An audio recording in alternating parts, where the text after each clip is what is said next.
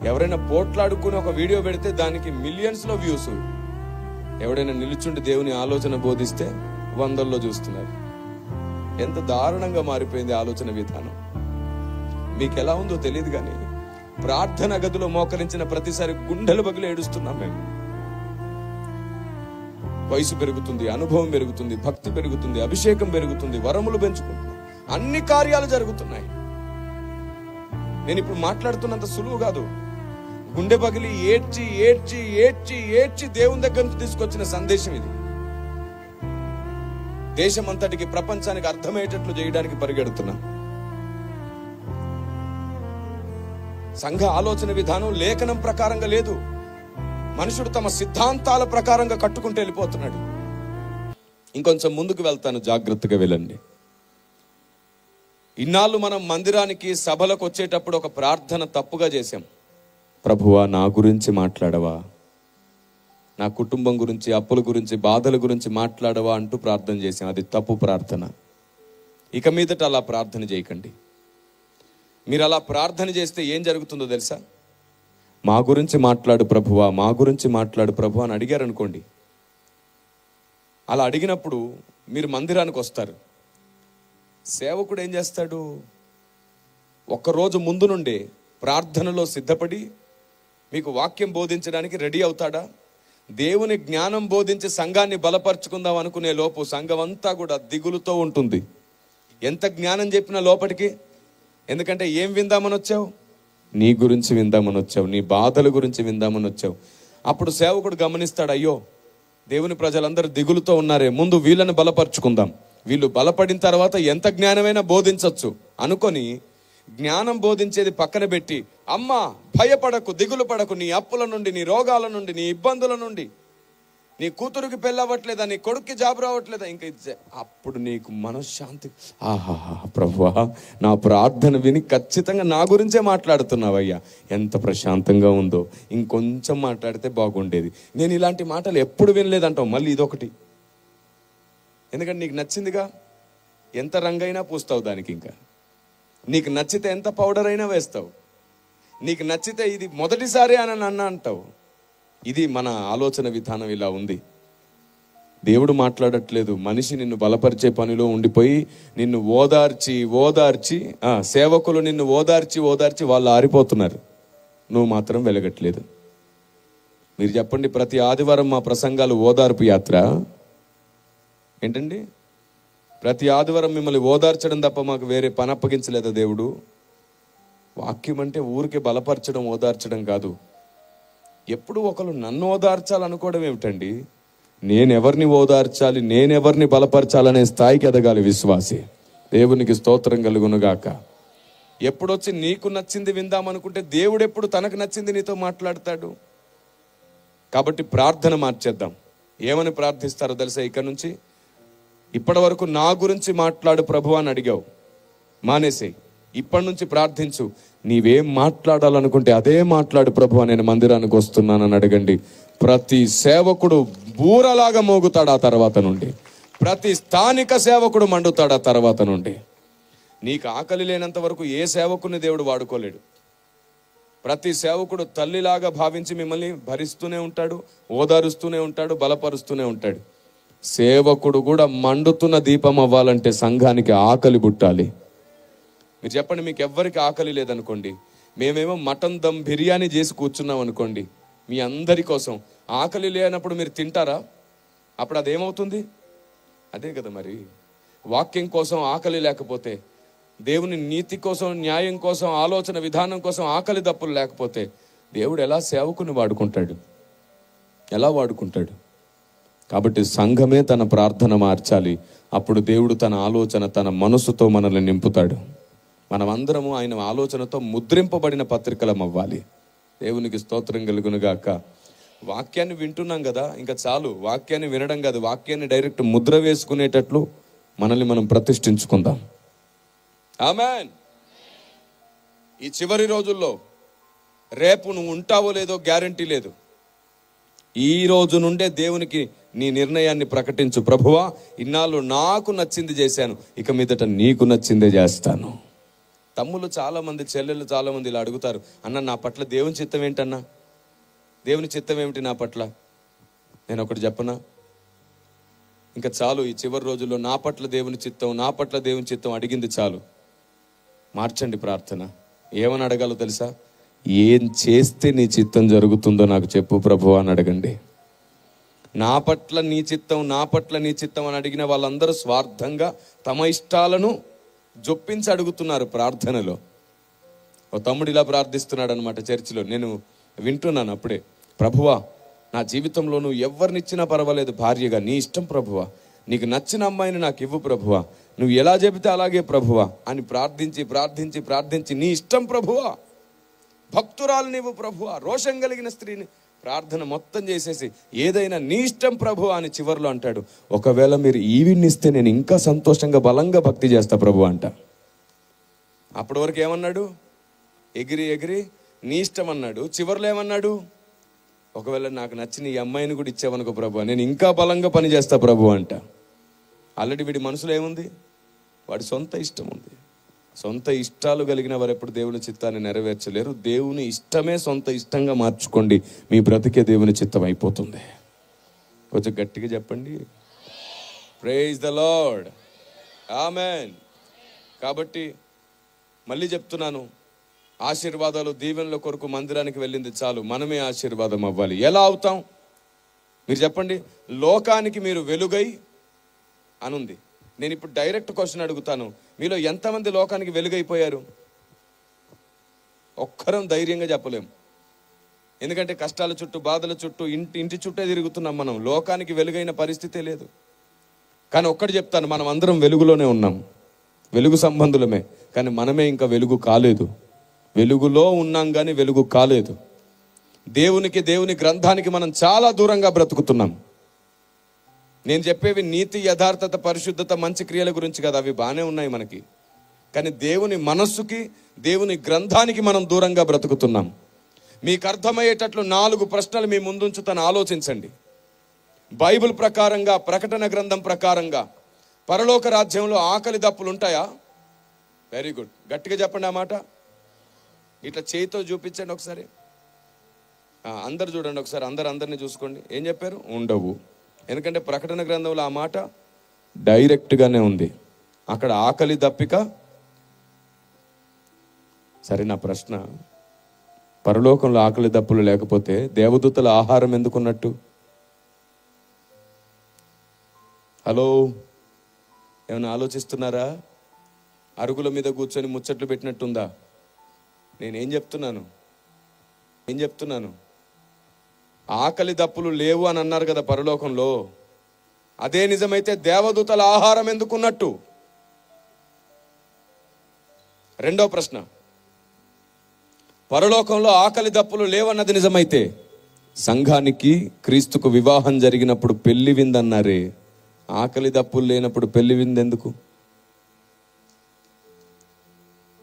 ఆకలి దప్పులు లేకపోతే జయించిన వానిని పరదేశిలో ఉన్న జీవవృక్ష ఫలములు భుజింపనిత్తునన్నాడే, ఆకలి దప్పులు లేనప్పుడు ఈ భోజనం ఏంటి? మళ్ళీ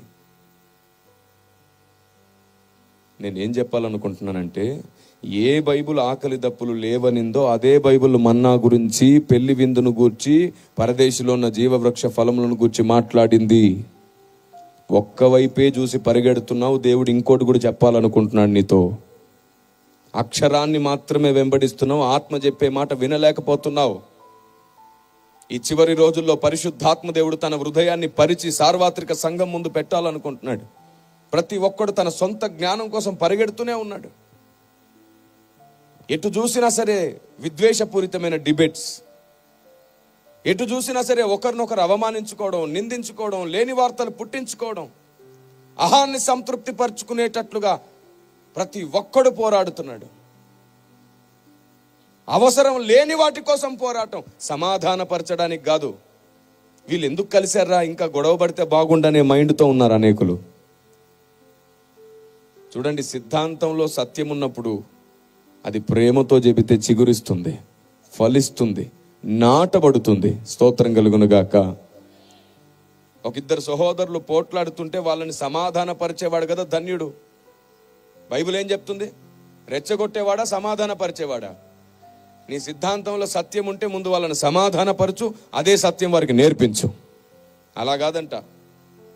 వీళ్ళు సమాధానం ఎందుకు పడ్డారు? ఒకరినొకరు అనుకోలేదే. నీది అబద్ధం అని ఎందుకు తిట్టుకోలేదు?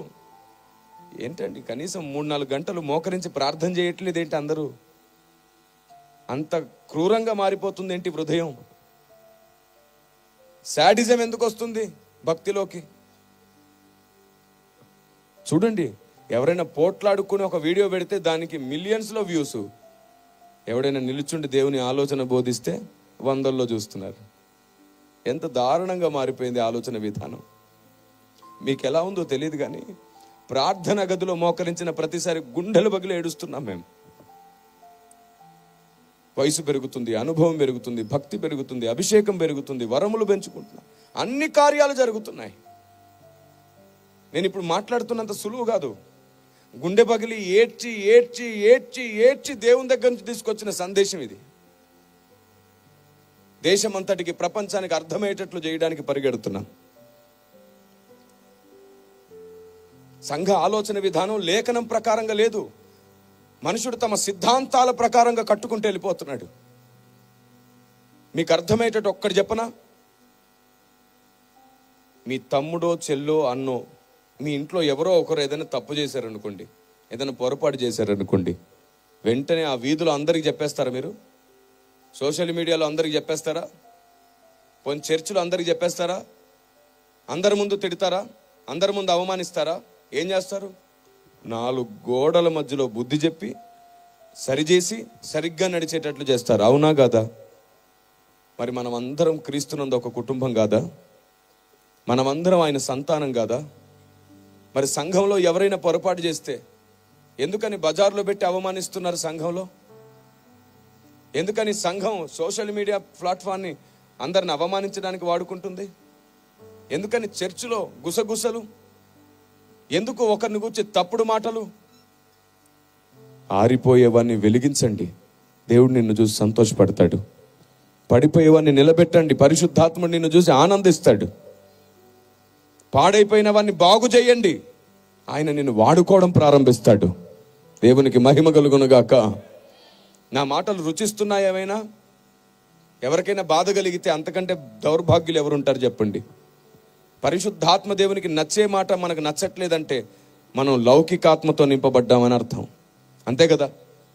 లౌకికాత్మతో. ఈ అనుభవం, ఈ జ్ఞానం వయసుకు సంబంధించింది కాదు, ఆత్మదేవునికి సంబంధించింది, ఆయన హృదయానికి సంబంధించింది.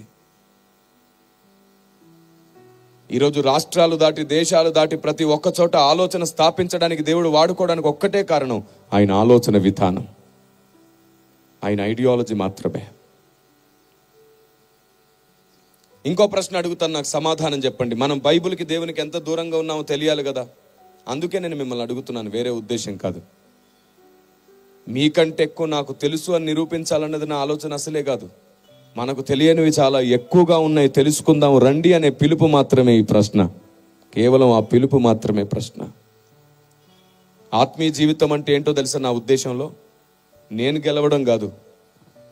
ఈ లోకంలో ఉన్నటువంటి పరుగు పందెంలో అందరినీ ఓడించి గెలిస్తే గెలిచినట్టు, కానీ ఆత్మీయ జీవితంలో నువ్వు గెలుస్తూ అందరినీ గెలిపిస్తేనే నువ్వు గెలిచావంటాడు దేవుడు. నువ్వు మాత్రమే గెలిస్తే గెలిచినట్టు కాదు, అనేకుల్ని గెలిపించాలి. దేవునికి మహిమ కలుగునుగాక. అదే పరుగు పందెం. పౌలు భక్తుడు అందరినీ కూడా గెలిపించే ప్రయత్నం చేశాడు. ప్రతి ఒక్కరిని సంపూర్ణుని చేసి ఆయన ముందు నిలబెట్టాలనుకున్నాడు. అదే భక్తి సాధన. నేను మళ్ళీ చెప్తున్నాను, చివరి రోజుల్లో ఉన్నాం, ఇంకా దేవుని మనసుకు దగ్గర అవుతాం. రెండవ ప్రశ్న మీ ముందు పెడుతున్నాను, ఒకసారి ఆలోచించండి.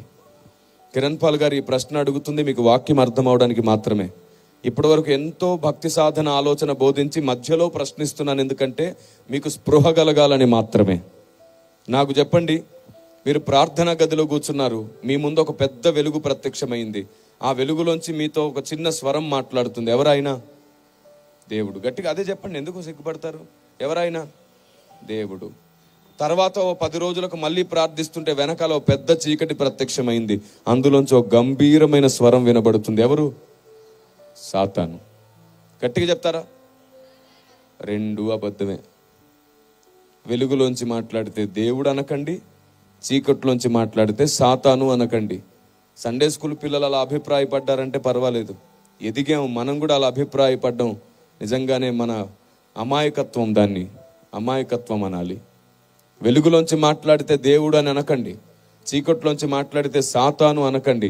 ఎందుకంటే సాతాను ఎప్పుడో 2000 సంవత్సరాల నాడే వాడి అడ్రస్ మార్చుకున్నాడు. వాడిప్పుడు చీకట్లోంచి మాట్లాడట్లా, వాడే వెలుగుదూత వేషం వేసుకొని వెలుగులోంచే మాట్లాడుతున్నాడు. ఎందుకంటే నువ్వు చీకట్లోంచి వాడు మాట్లాడితే గుర్తుపడతావని వాడికి కూడా బాగా తెలుసు.